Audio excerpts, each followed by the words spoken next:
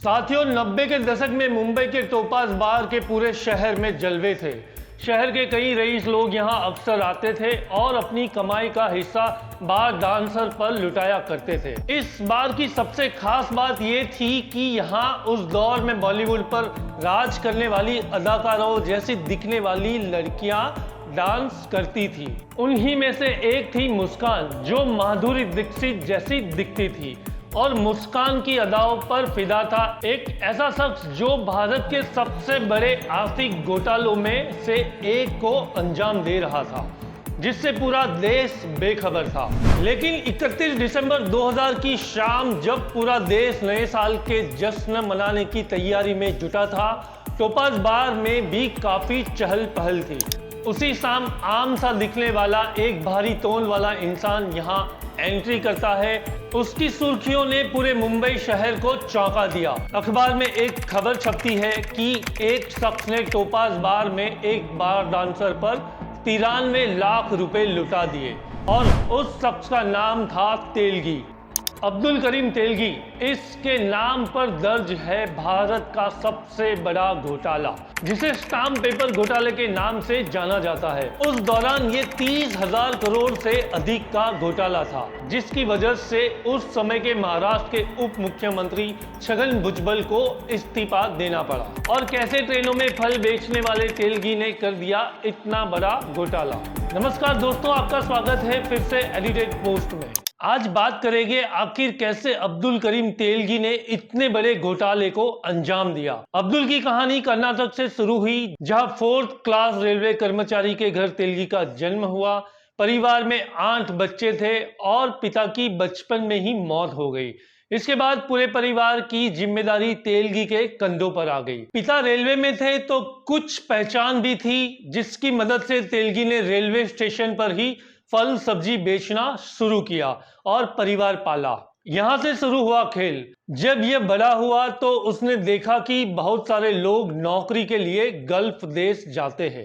तेलगी भी गल्फ चला गया, 7 साल तक वहां पर काम किया। उसके बाद 1919 के करीब वह भारत वापस लौटा।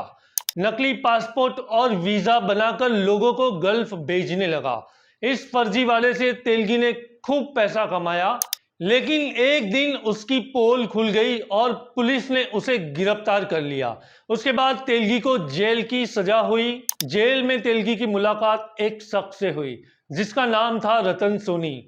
उसने तेलगी को बताया कि स्टाम्प पेपर कितने काम की चीज है और इससे कितना बड़ा फर्जीवाड़ा कर सकते हैं। जेल से तेलगी को एक ऐसा आइडिया मिला जिसने उस पर पैसों की बारिश कर दी।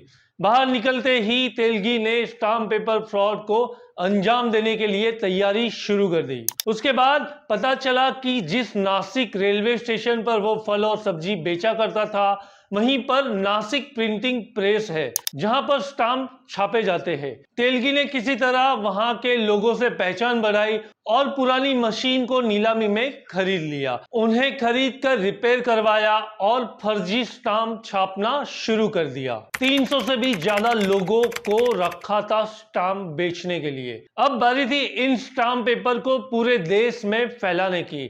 इसके लिए तेलगी ने करीब 300 MBA हायर किए। उनका काम था कि जगह जगह जाकर स्टैम्प पेपर को बेचना।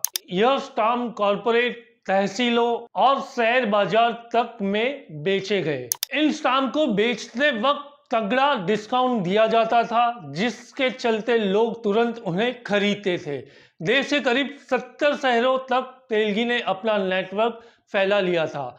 10 साल तक उसने ढेर सारे स्टैम्प छाप कर बेचे और करोड़ों अरबों रुपए कमाए। उसके बाद कितनी अथाह दौलत थी, उसका अंदाजा आप इस बात से लगा सकते हैं कि 90 के दशक में उसने एक डांस बार में जाकर उसने करीब 93 लाख रुपए एक डांसर के ऊपर लुटा दिए थे। उसके बाद से ही वह अचानक सबकी नजरों में आ गया और उसकी बातें होने लगी। साल 2000 में हुआ गिरफ्तार, लेकिन जेल से ही चलाता था धंधा। साल 2000 में बेंगलुरु पुलिस को एक टिप मिली कि फर्जी स्टाम्प पेपर एक ट्रक में भरकर कहीं भेजे जा रहे हैं। पुलिस ने जब छापा मारा तो उन्हें बहुत सारे फर्जी स्टाम्प पेपर मिले। जांच के बाद कई नाम सामने सामने आए जिसमें एक नाम था तेलगी का। जब सबको पकड़ने की कोशिशें शुरू हुई तो तेलगी फरार हो गया। इस बीच एक बार अजमेर की दरगाह में जब तेलगी गया तो उसके बारे में पुलिस को पहले से पता चल गया। वहां पहुंचकर पुलिस ने उसे गिरफ्तार कर लिया। बाद में जब इस मामले की जांच हुई तो हर दिन इसकी रकम बढ़ती ही चली गई। तेलगी भी पुलिस को इधर उधर की बातों में घुमाता रहा। उसे जेल में भी सारी सहूलियत मिलती थी, इसलिए वह जेल से भी अपना धंधा चलाता रहा। बताया जाता है कि 1992 से लेकर 2002 तक करीब 30,000 करोड़ रुपए का स्टाम्प घोटाला किया गया। नार्को टेस्ट में लिए चौंकाने वाले नाम। इसके बाद तेलगी का नार्को टेस्ट भी हुआ जिसमें उसने कई पुलिस वाले और नेताओं के नाम लिए, दिल्ली के बड़े नेताओं के भी नाम लिए। उसके बाद यह केस एसआईटी से लेकर सीबीआई तक को सौंप दिया गया। हालांकि किसी के खिलाफ सबूत नहीं मिलने के चलते इन पर कोई कार्रवाई नहीं हुई। सिर्फ तेलगी के साथ कुछ लोगों पर ही कार्रवाई हुई। इस केस में एक हेड कांस्टेबल का नाम भी आया जो हर महीने 9,000 रुपए कमाता था। उस पर छापा मारा तो 100 करोड़ की प्रॉपर्टी निकली।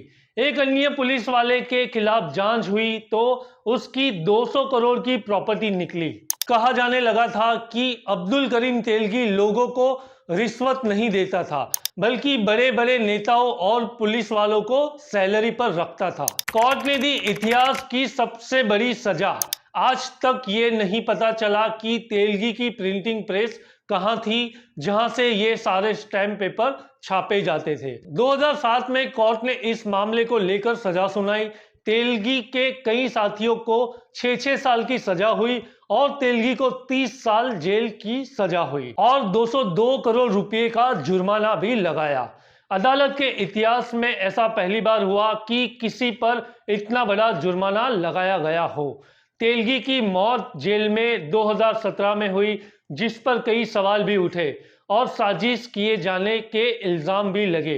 बताया जाता है कि जब तेलगी को गिरफ्तार किया गया तो उसके बाद मेडिकल टेस्ट से पता चला कि उसे एड्स और डायबिटीज था। हालांकि तेलगी के वकील ने पुलिस प्रशासन पर आरोप लगाया कि तेलगी को एड्स संक्रमित इंजेक्शन लगाया गया था।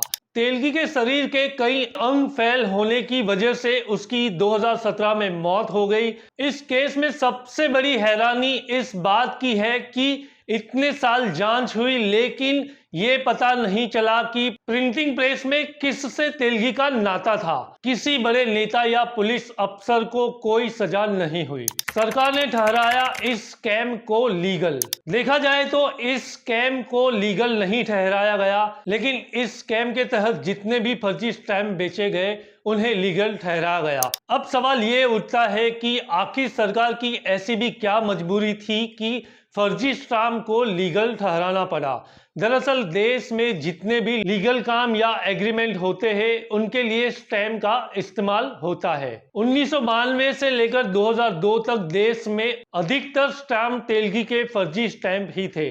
ऐसे में अगर उन्हें गैर कानूनी ठहरा दिया जाता तो उस दौरान हुई सारी शादियां, कॉन्ट्रैक्ट, जमीन जायदाद के एग्रीमेंट, इंश्योरेंस सब कुछ गैर कानूनी हो जाता। ऐसे में एक बड़ी समस्या खड़ी हो जाती। यही वजह है कि सरकार को इस स्कैम के तहत बेचे गए फर्जी स्टैम्प को लीगल ठहराना पड़ा। अदालत ने उन्हें कई आरोपों के लिए 29 साल जेल की सजा सुनाई और 202 करोड़ रुपए का जुर्माना लगाया, लेकिन उनकी सजा को घटाकर 13 साल कर दिया गया। इस पर वेब सीरीज भी बन चुकी है। दोस्तों, अगर हमारा ये वीडियो आपको पसंद आए तो हमारे चैनल को लाइक, शेयर और सब्सक्राइब जरूर करें।